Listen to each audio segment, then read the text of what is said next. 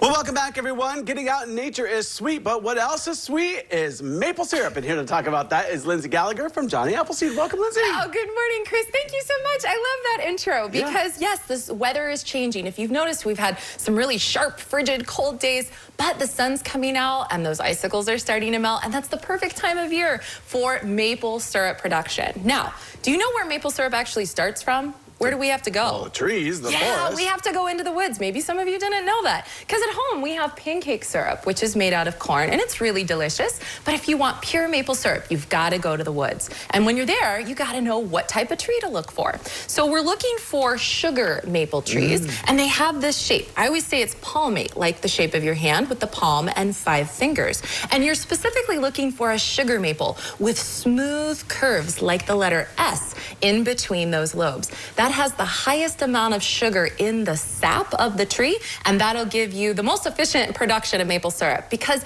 even though syrup production is deceptively simple, there's a lot of steps to it, and it can take a long time. So, Chris, once you've found a sugar maple tree in the woods, will any tree work, or do you think you got to choose the perfect one? Well, I'm guessing you have to choose the perfect one, but I'm not really sure. Yes. Not too young. Right, and that's exactly right. We got to choose a tree that's old enough and large enough. So if we take a look at a ruler, you want a tree that's at least 10 inches in diameter, but it's kind of hard to measure diameter of a live tree because trees are conical or they're circular there. So if we take a tape measure, you can go around the circumference of your tree, and about 30 inches will give you the perfect tree to start tapping for 1 tap of maple syrup. Now, what does tapping actually mean? You just go up to the tree and knock on all of just say, how you doing? How are we gonna go?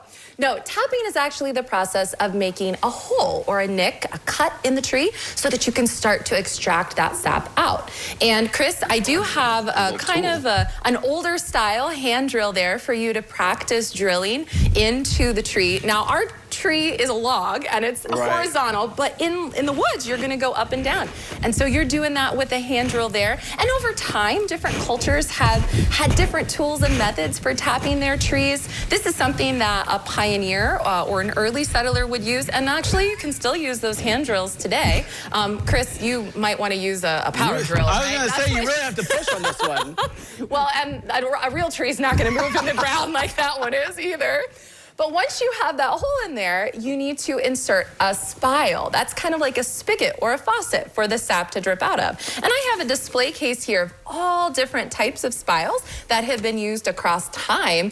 So Native Americans were the first to kind of tap those trees. They would use wooden or plant type spiles. And then the pioneers would use their tin and cast metal. And then actually today, Chris, if you take a look at this, what's this material? Rubber It's tube. plastic tubing, right? So modern maple syrup operations are using an entire sugar bush setup with all of these drip lines.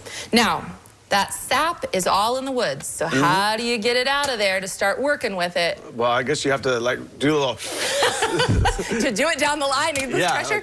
Well, you got to carry it out, right? So if modern operations are using all this tubing, what would the settlers have used? They just carry it out in their tin buckets, or maybe they'd use this this tool. This is a yoke. This looks like it belongs on an ox. Right. Well, it can be if you got it hooked up to a harness, but this is what some of maybe the younger children would do in the family to help. While dad and the older brothers were tapping all the trees, the children could help carry out the buckets. Looks great on you. I know. It would put you to work at the park. And then what you are actually carrying out of the forest is this clear sap. It's about 3% sugar, 97% water.